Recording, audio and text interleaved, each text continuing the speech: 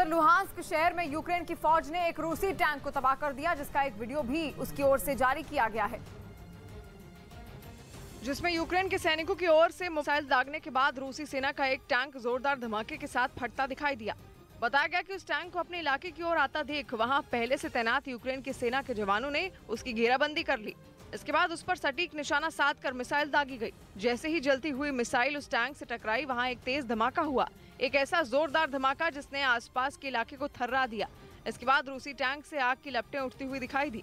Ukraine का दावा है कि इस मिसाइल अटैक में रूस की सेना का वो टैंक पूरी तरह तबाह हो गया। खबर है कि बैन की मार झेल रहे रूसी कारोबारी रोमन अब्रामोविच के सामने भीख मांगने की नौबत आ गई है। रूसी राष्ट्रपति पुतिन का करीबी होने की वजह से पिछले दिनों अमेरिका और यूके ने उन पर कई पाबंदियां लगा दी थी, जिसके बाद आलीशान जिंदगी जीने वाले रोमन अब्रामोविच पाई पाई को मोहताज हो गए और चर्चा है कि वो कर्ज की आस में हॉलीवुड तक पहुंच गए, जहां उन्होंने अपने कई फिल्म निर्माता दोस्तों से $1 मिलियन यानी भारतीय रुपयों के हिसाब से करीब 750 करोड़ का कर्ज मांगा।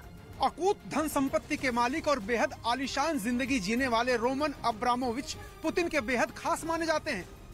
उनकी दोस्ती इतनी गहरी है कि जब यूक्रेन से बातचीत की बारी आई तो पुतिन ने अब्रामोविच पर ही भरोसा किया। हालांकि बाद में उनको जहर देकर मारने की साजिश का भी खुलासा हुआ, लेकिन पश्चिमी देशों के प्रतिबंध की मार इतनी गहरी है कि अब्रामोविच को अब जिंदगी जीने के लिए भी मुश्किलों का सामना करना पड़ रहा है। लेकिन दावा है कि उन्हें अभी तक कहीं से भी मदद नहीं मिली, क्योंकि अमेरिका और यूके की तरफ से रोमन अब्रामोविच पर कई पाबंदियां लगाई गई हैं। ऐसे में कोई भी उनकी मदद कर मुसीबत मोल नहीं लेना चाहता। और यही वजह है कि चेल्सी फुटबॉल क्लब के मालिक रोमन अब्रामोविच दर दर भटकने को मजबूर हो गए हैं। आलम यह है कि महंगी गाड़ियों और लग्जरी यॉट का ये मालिक अब सड़क पर आ गया। इतना ही नहीं, चर्चा तो ये भी है कि अब उनके पास अपने स्टाफ को वेतन देने तक के पैसे नहीं बचे। असल में अब्रामोविच के पास यूके में काफी संपत्ति है, लेकिन यूक्रेन युद्ध की वजह से बोरिस जॉनसन सरकार ने अपने देश में मौजूद उनकी सारी संपत्ति को जब्त कर लिया। इसके अलावा उनके बैंक खातों पर भी रोक लगा दी गई। इसी वजह से उन्हें पैसों की दिक्कत शुरू हो गई, यानी उन्हें पुतिन की दोस्ती काफी महंगी पड़ी।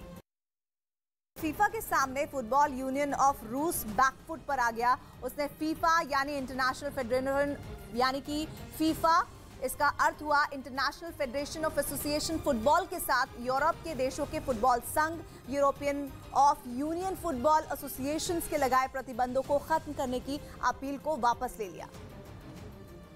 जिसकी जानकारी दी इस अपील की सुनवाई करने वाली CAS यानी court of arbitration for sports ने, जो खेलों के विवादों को निपटाने वाली सबसे बड़ी संस्था है, जहां फीफा और कुछ दूसरे देशों के लगाए गए बैन के खिलाफ रूस ने गुहार लगाई थी। लेकिन court of arbitration for sports ने बताया कि 30 मार्च को फुटबॉल यूनियन ऑफ रूस ने CAS दफ्तर से अपनी अपील वापस ले ली, इसलिए अब सुनवाई की प्रक्रिया खत्म हो जाएगी।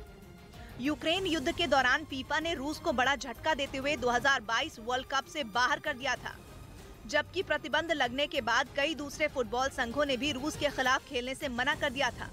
इसी कार्रवाई को रूस ने court of arbitration for sports में चुनौती दी थी, लेकिन अब ये कहा जा रहा है कि वो पीछे हट गया।